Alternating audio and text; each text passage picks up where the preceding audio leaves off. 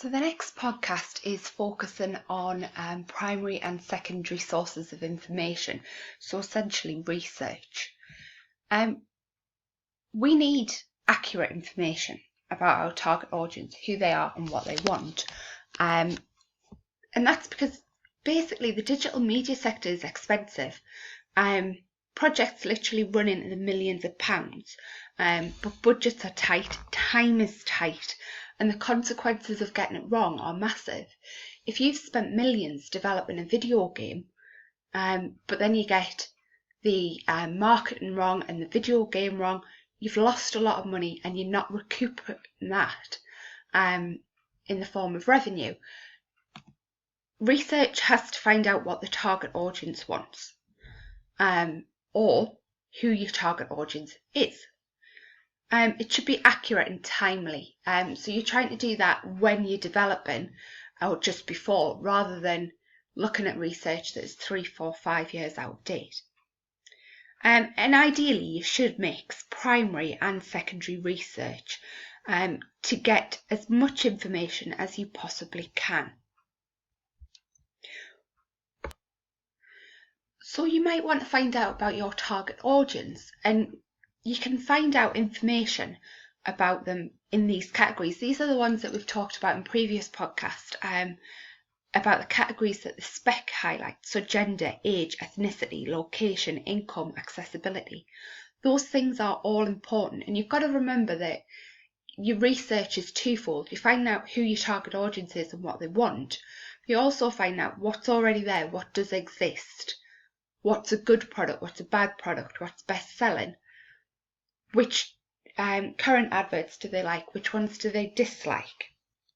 Your target audience is vitally important.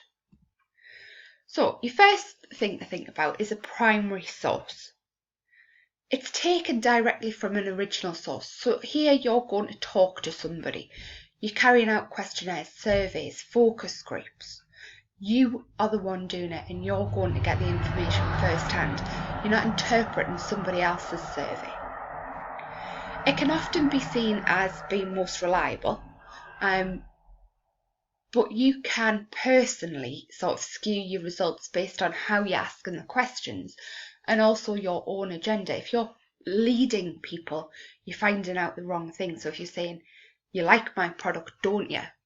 Then you're sort of pushing them to say yes. So some primary sources are questionnaires, meetings, discussions. Those can be with your target audience. They could also be with your client. So you can go to your client and ask questions to clarify their brief. It's often a really useful thing to do. Secondary sources then are things that have appeared somewhere before they've got to you. This data can be used to back up research from a primary source. So you can, find things out and then go and see if actually that's true.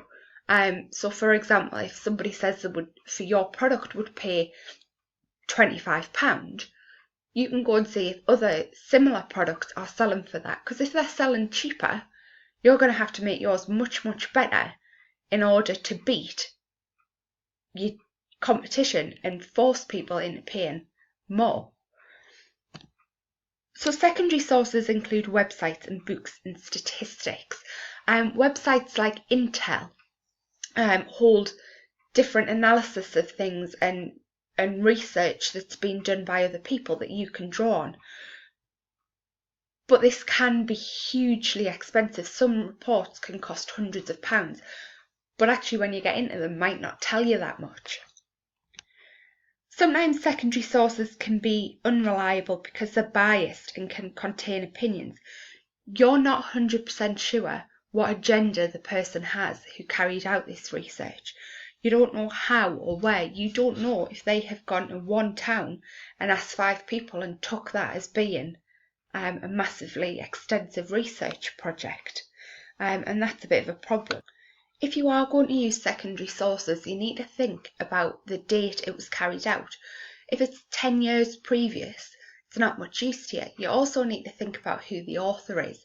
Are they reliable? Because some authors of research have been discredited, and you should check that out and make sure that the author is who they say they are, it's vital that you're looking at something reliable. One way to make sure that it's reliable is to look at other sources. Do other ones agree with the one that you're looking at? You should never take one source as being gospel. You should always make sure you've got 3 sources that are saying roughly the same kind of thing, if not exactly the same thing. It's unlikely you're going to get 3 that agree completely, but if they're in roughly the same ballpark, you're on the right line. So as a summary, you've got here some primary and secondary sources. So questionnaires, meetings, discussions, they're primary. Websites, books and statistics, they're all secondary. So I'm looking here at the June 14 question paper. The stem of the paper was to do with a video game to do with bikes. So it says that the computer game is based around a character collecting coins and logos that can be used to upgrade the character's bike with existing and futuristic add-ons. All the upgrading is done in the bike shop. So question A is identify one electronic source of information you could use to research about bikes. So one of the key parts of this is the word electronic.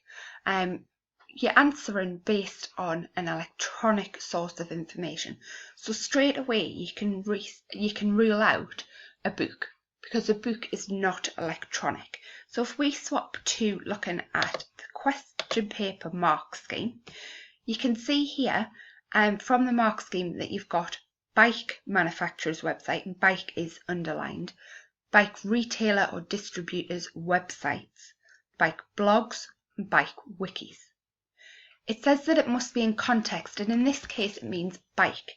If you just write website, website is which website? If you go on Topshop, it's not going to show you anything to do with bikes. You've got to be specific. This is a vocational paper. So ideally, every answer that you make should be in a context. So you should be putting it in context of the STEM. It also gives in your guidance there that the internet is too vague and search engines are too vague. Search engines are not a source. They are simply something that helps you find sources. Going back to the question paper then, you've got the second part here. Explain what primary research you would carry out to help you research about bikes and their upgrades. So it's primary, it's first hand, it's what you could do.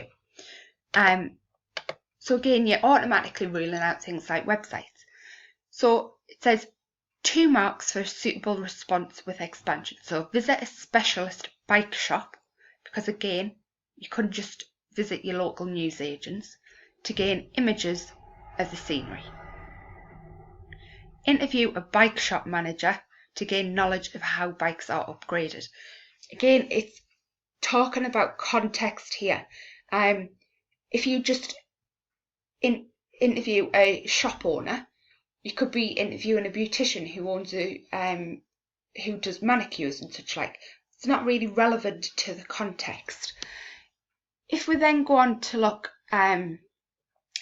at the guidance from the chief of the qual, it says, question 5, as mentioned, this paper is vocationally based with a context, and as a result, this question was poorly answered. Basically, what he's saying here is that mostly people were given the right answer, but it was generic, so they were writing website rather than bike website. Internet, Google, search engine, which were too vague, resulting in no marks. So for question A, people weren't getting the marks because they weren't relating it to the context. Part B, full marks were not common in this question. Whilst primary research techniques such as surveys or questionnaires were mentioned, they were not linked to the context consistently for full marks. So again, people were getting 1 mark because they were identifying primary research but weren't relating it to context or expanding on it. So it's really important that you do both.